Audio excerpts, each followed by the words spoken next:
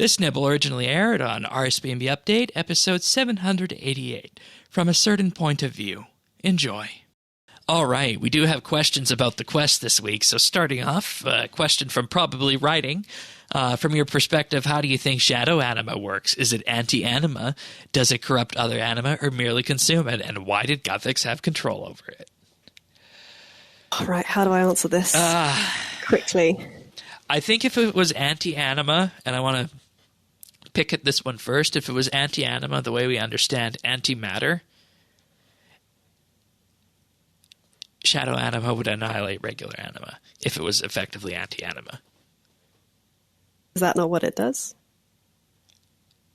Well, if we I suppose it more kind of poisons and corrupts. Yeah, it poisons and corrupts rather than, completely destroys, right? Yeah. So that's why I feel that calling it anti-anima is probably not right.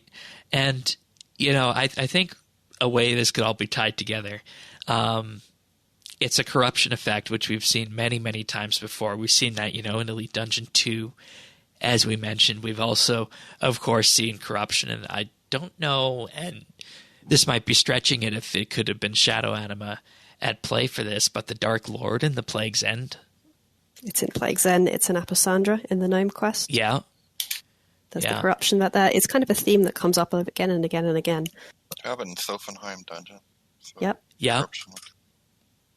All that kind of stuff there. There's a lot of that around.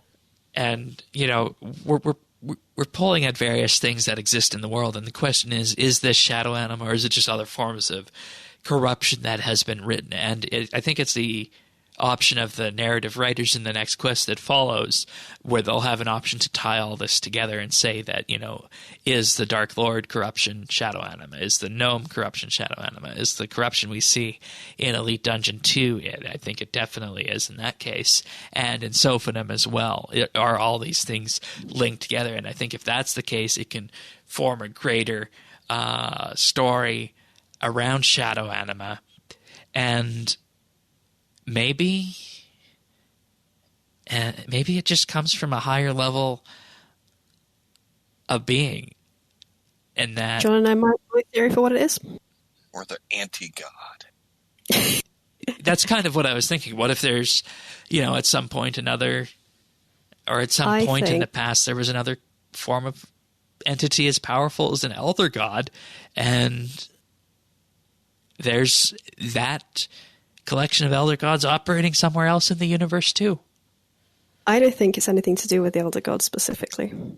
All right. I think it is kind of the Dragonking's fault, because it seems to all come from them. Karapak was the first to make it. I believe it is because of the Dragonking's survival from their revision, from their universe. They're not meant to be here. They're meant to be dead. But they survived, and they brought some of their universe, some of the anima that they make as a living thing, into ours.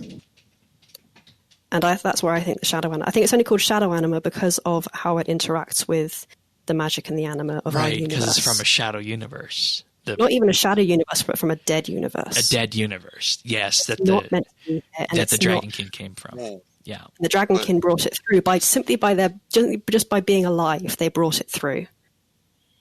And that would make them be immune to jazz, wouldn't it?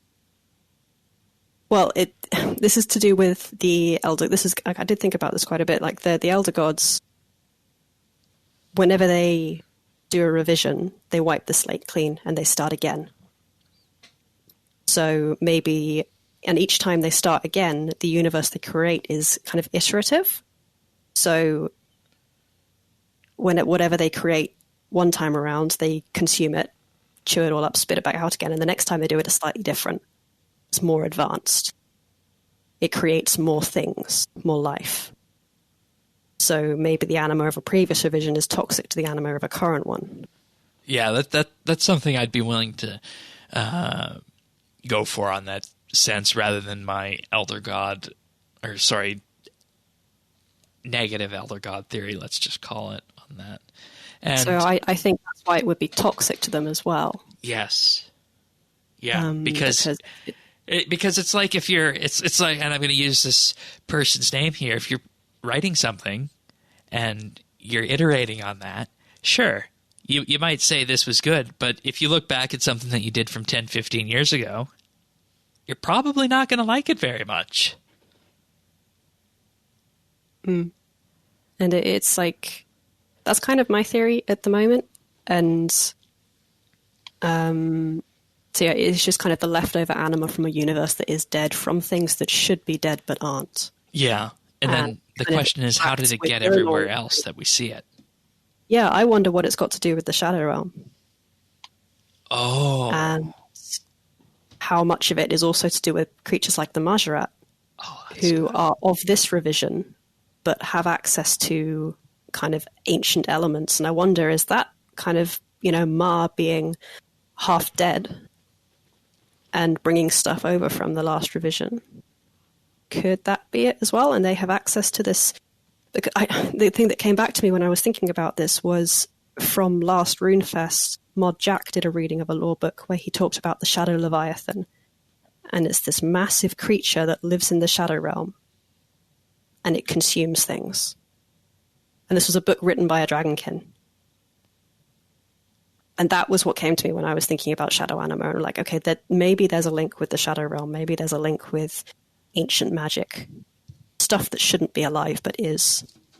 And is kind of chafing against the life that should be here. Yeah, that makes sense. And, we've seen this all along from the very beginning in the Dig Site quest, and then later Desert Treasure and the first inklings of Zaros, everything to do with the Shadow Realm and the shadows, so to speak. Anywhere you look on RuneScape, you wind up in a situation where it's a power that isn't necessarily good, but it's certainly very powerful, and it's certainly very different. And maybe, just maybe, its remnants seeping through. And if this is how they're going to all tie it together, I think that'd be very interesting. Yeah, maybe it's because there should have been a clean slate. There should have been a clean break, and there wasn't. And that's how we got all these other things like ancient magics, and why Zaros is so interested in that. It allows him to gain power and the like. But the second part of the question, why did Guthix have control over it? That is something I'm and not to be sure able of. to graft it to us. And I think someone replied to that. This was a question on Twitter, and someone replied, like, what's the scarier option? Guthix actually having control over Shadow Anima, or Guthix not really having control of it and just kind of desperately trying something, anything to try and protect us? Which would be worse?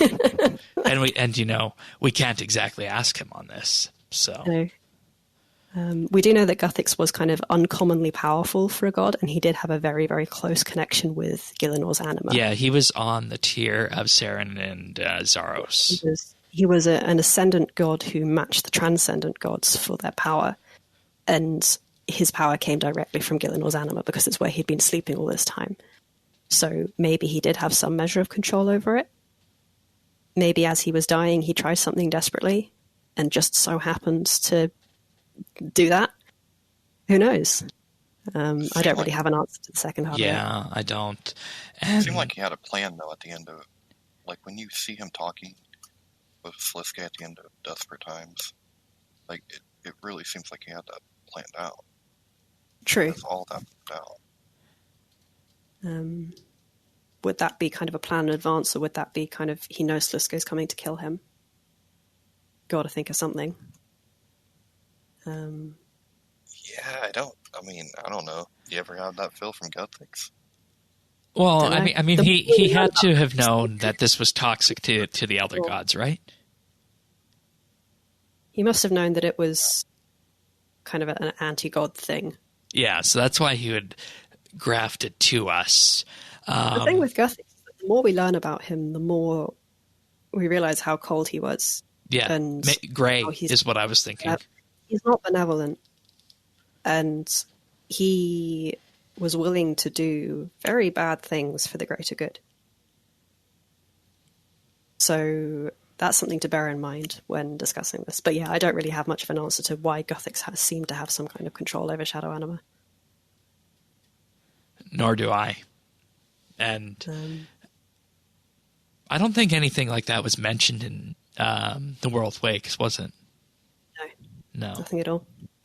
So it could just be something that was, put in the storyline over top of it. But we do have the ability to access Guthix's memories, don't we? If we can go back to his homeworld or something, right? Or am I remembering wrong? I don't recall ever accessing his memories. Are you thinking of Saren and Zaros? No. We get his memories at the shrine. Yeah, there's the shrine and the engrams. Okay. Where you find the divination rift. Okay. I'm just trying to think of a way they could, write more Guthix lore into the game with him being dead. We haven't found the Elder Halls of Gielinor yet. No. There might be some more. We've seen them on Franesque, but we haven't seen them on Gielinor. Yeah, so there might be some more Guthix memory shards there we could use. So there's an opportunity in the future. Speaking of Shadow Realm, actually going back, I wonder if this is why Slisko was so interested in us in the first place. Yes. Why was he so interested in our soul? Yeah, that's exactly it. That's exactly why. It makes sense. It's such an interesting concept, and I didn't see it coming at all. And did they write this in 2013 that there was Shadow Anima grafted onto us, or is this a 2020 invention? I don't know. I'd really like to know that. Yeah. But I don't think Should we do a spice question next, because it's also related to Shadow Anima? Yeah, let's do that. We have them a bit out of order here in the doc, but thank you probably writing for that question. That was a really inspiring one on that. You can find full episodes of RSBANDB Update right here on this YouTube channel. If you found this video useful or just enjoyed it, like and subscribe, or leave a comment.